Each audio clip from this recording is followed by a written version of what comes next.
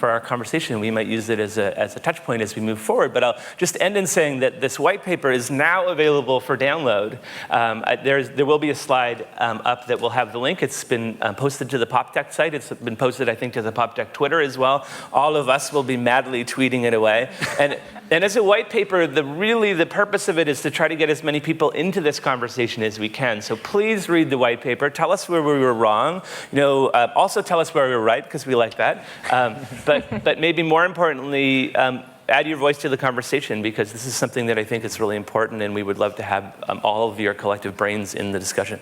That's great. And as we said, it's going out, and it's going to, I think, continue to evolve. And that feedback loop, I think, is really important as we take the conversation forward. I'm going to bounce around and ask these guys some questions and elaborate.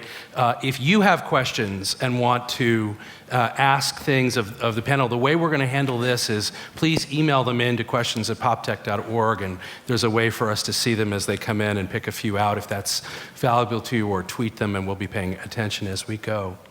I want to start with Patrick, actually. I'm gonna bounce around, but Patrick, one of the questions you raised during the workshop was resilience for whom? Can you explore that a little bit?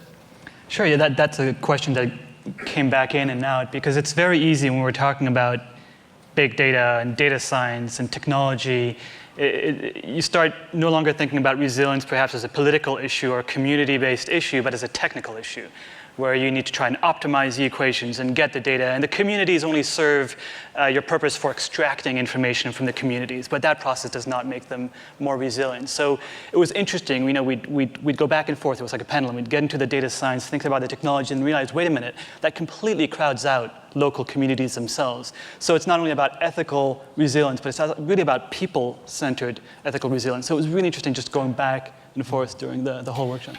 In that context, Patrick, do the communities today that, I know this is an overly broad question, but in the communities that you work with, do you find that the right kinds of literacies are there? Are the right kinds of competencies there to make that a meaningful exercise? And if not, what do we need to do to encourage them?